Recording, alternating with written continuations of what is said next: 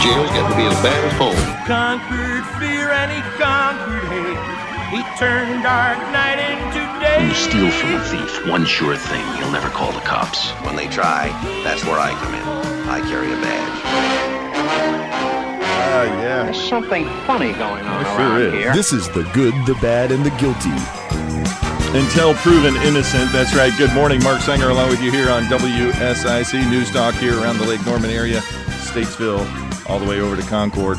We have Matt Burleyson in here this morning with the Iredell County Sheriff's Department. We didn't have the sheriff today, so I always try to give him a hard time when he's not here, but appreciate all that he does. So just talking about the sheriff's office, see what they're doing, see what's going on with crime and the corruption around the area, things that we need to watch out for. But Matt, what's going on? How are things at the sheriff's department? Oh, well, we're just going right along, getting ready for the fall. The cooler weather's upon us, and you kind of noticing that now out there in the afternoons and the evenings when it's starting to get a little cooler and a little darker earlier. Nice. So it's nice, isn't it? Yeah, I know it's quite refreshing when you get up in the morning and it's nice and cool like that. Yeah. Kind of wakes you up.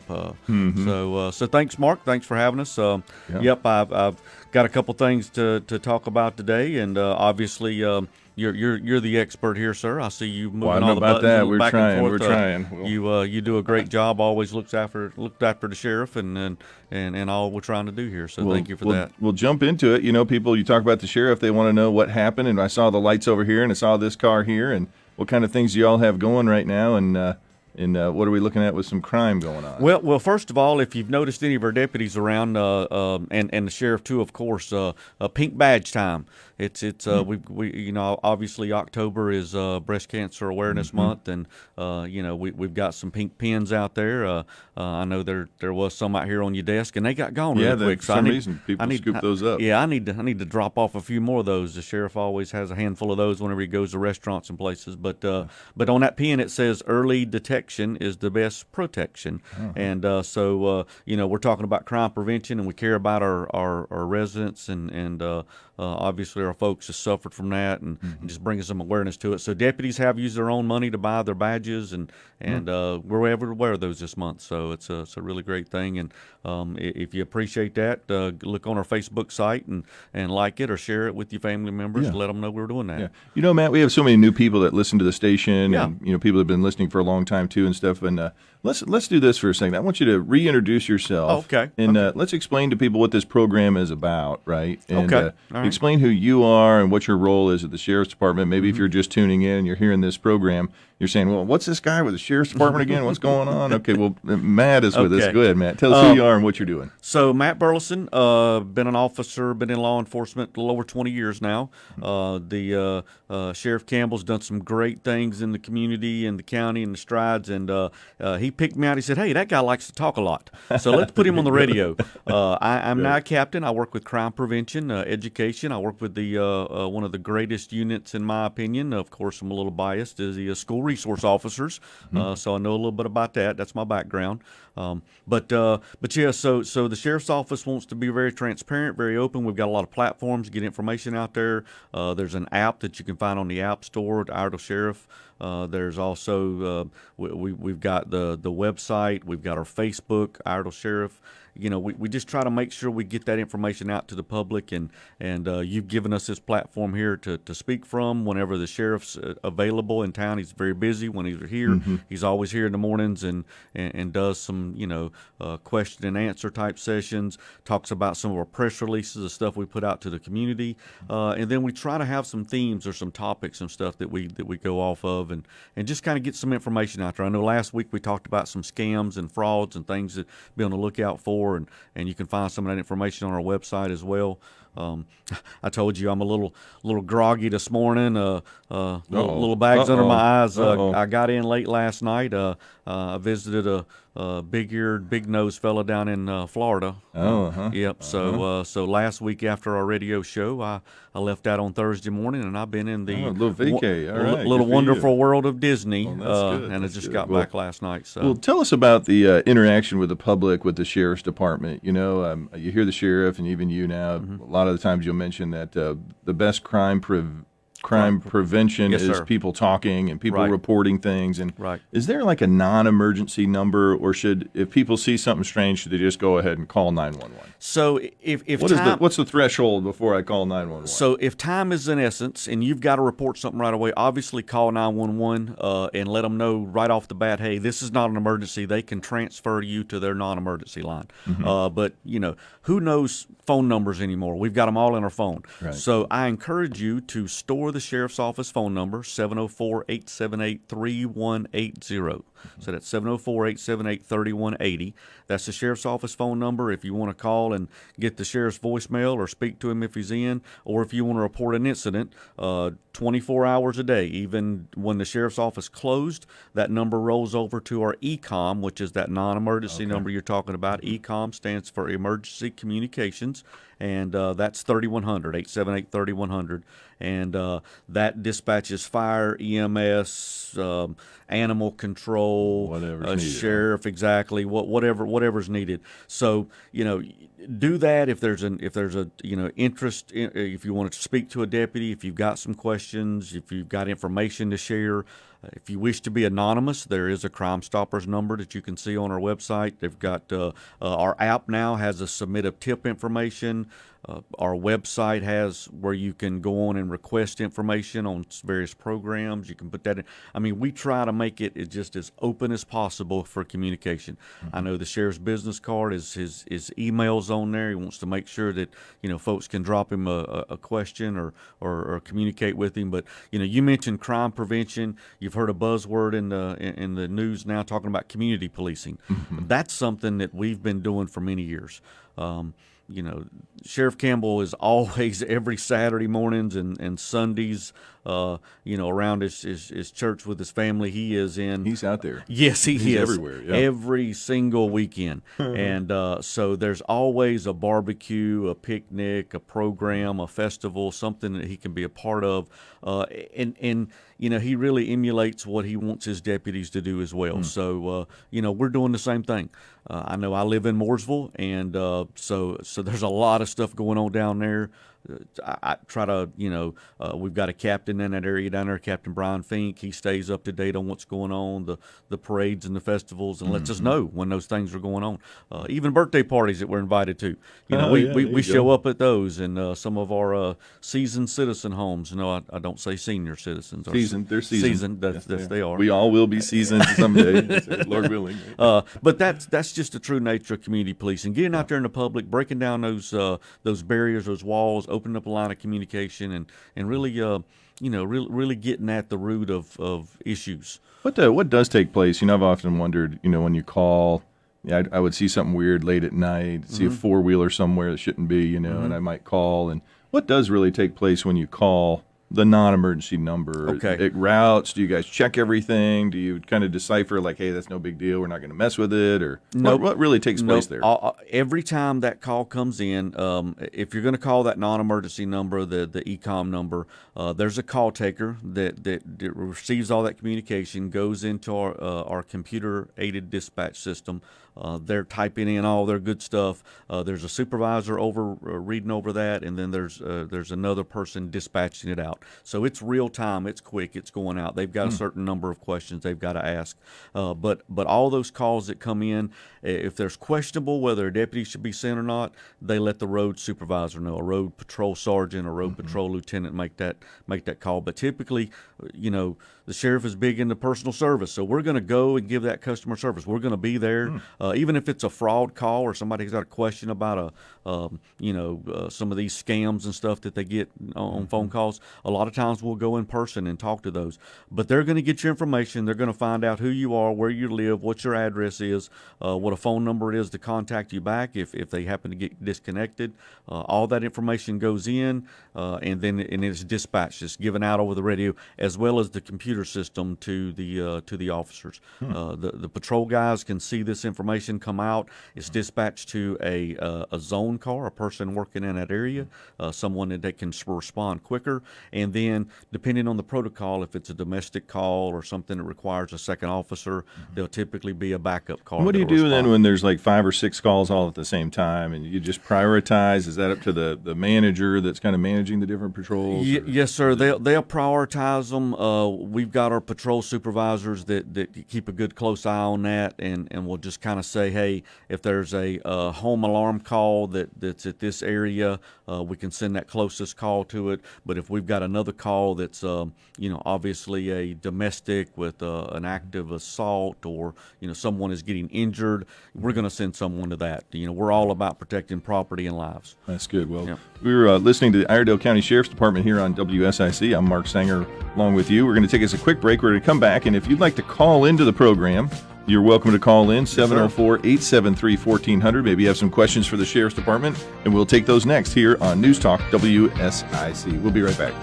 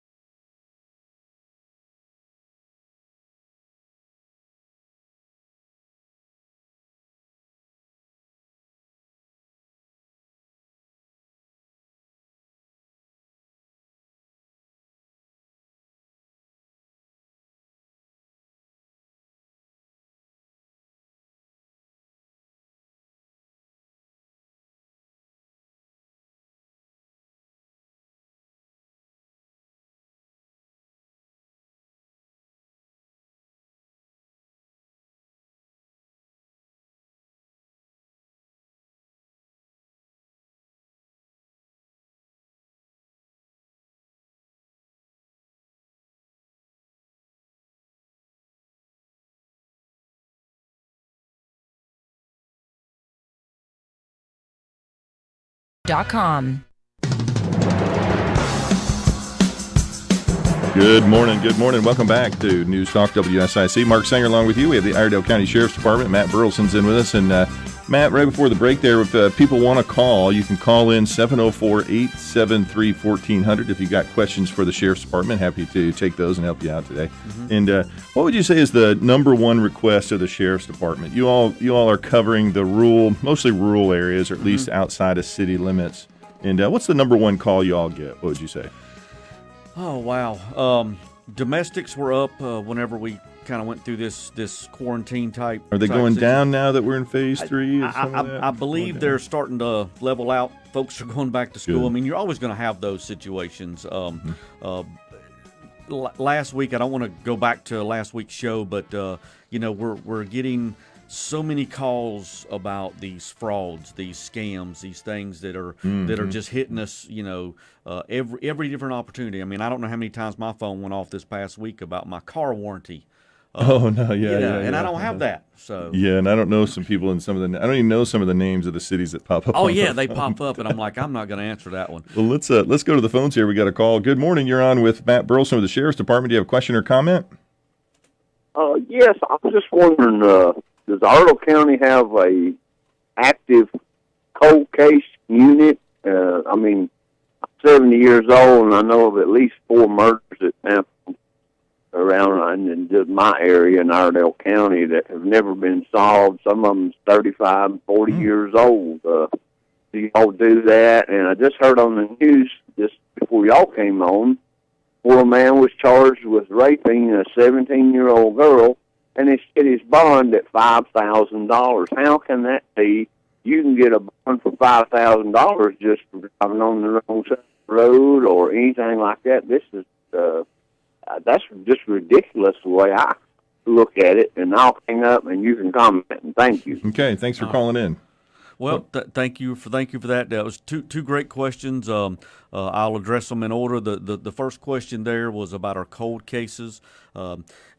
You're not going to see like an A&E Discovery show where it's cold case files, but those cases never close. I mean, they are actively pursued. Any leads that come up, anything that happens. Our chief deputy now has got many years on the job experience with our investigations, and he's worked hard to build up this investigative unit.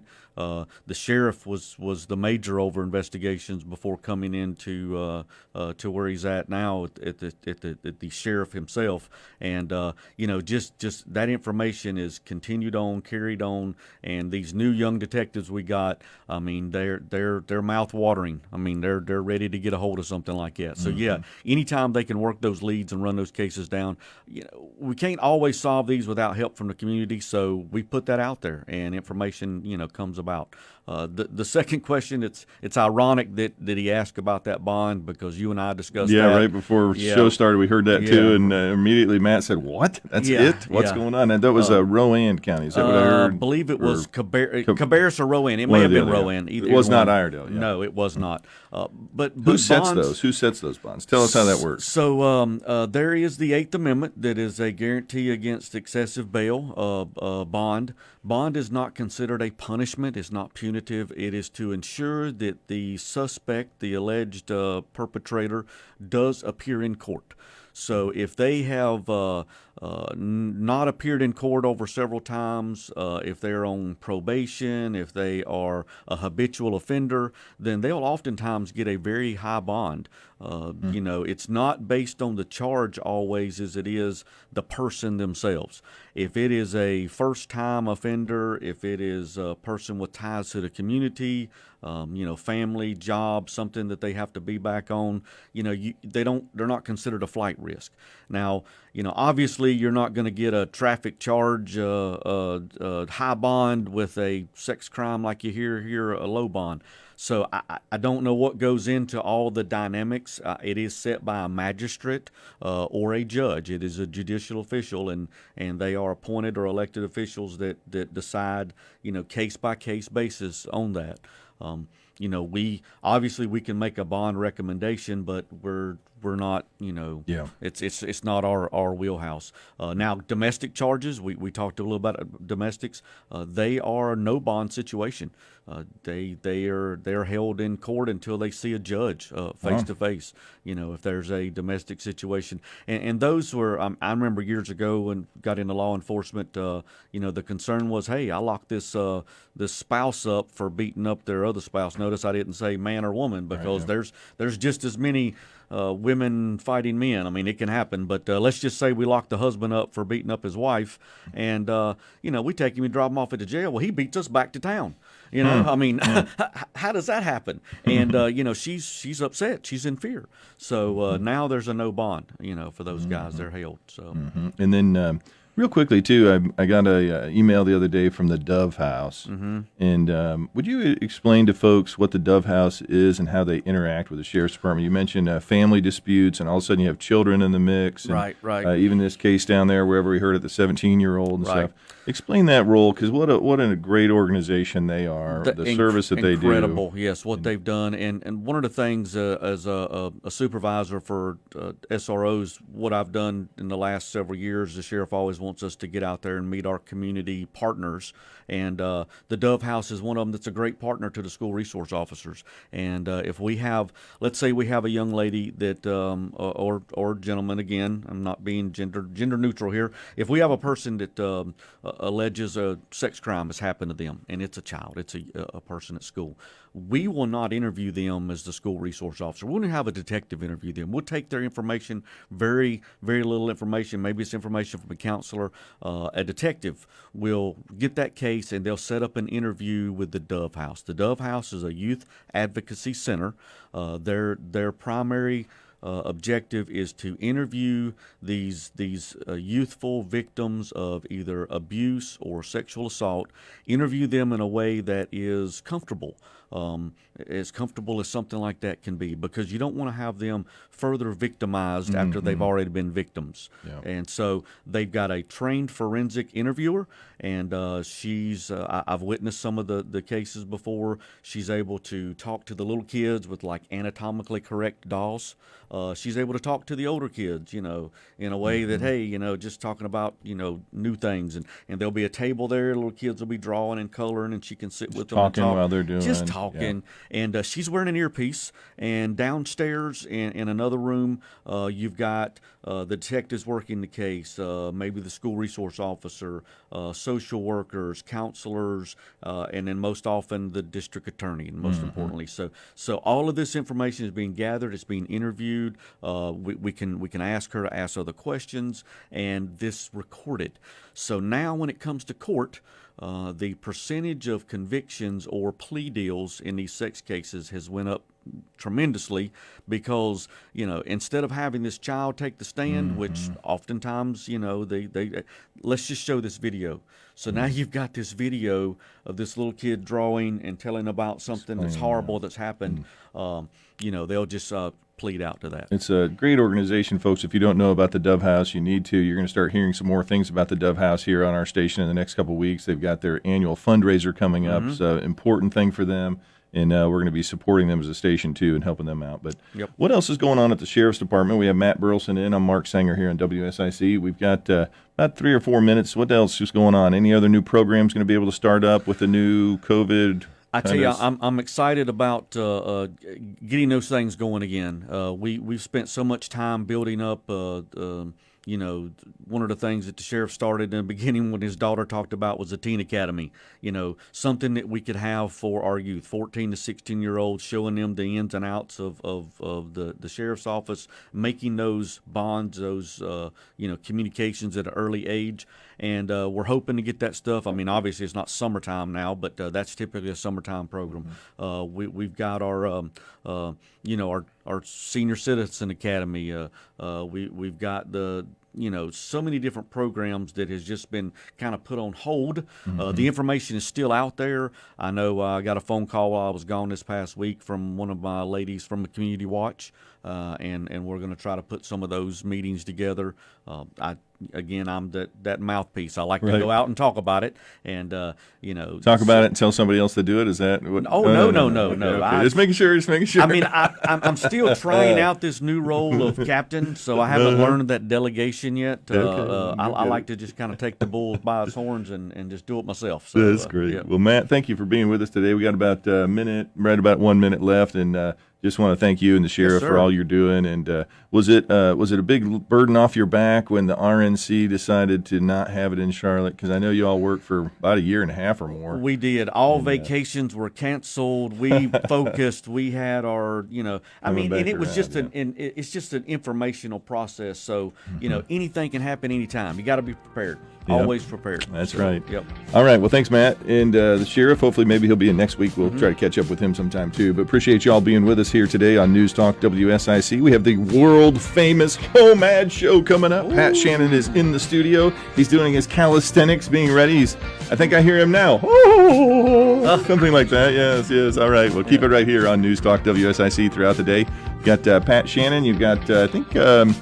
we got Wisdom Hour Wisdom Hour today at 11, so stay there. And then Rush Limbaugh coming up at noon today, and Sean Handy at 3, and Fox News on the hour every hour here on WSIC with local news dispersed throughout and local weather, all the great stuff right here on WSIC. Thank you all for being with us. Have a great day.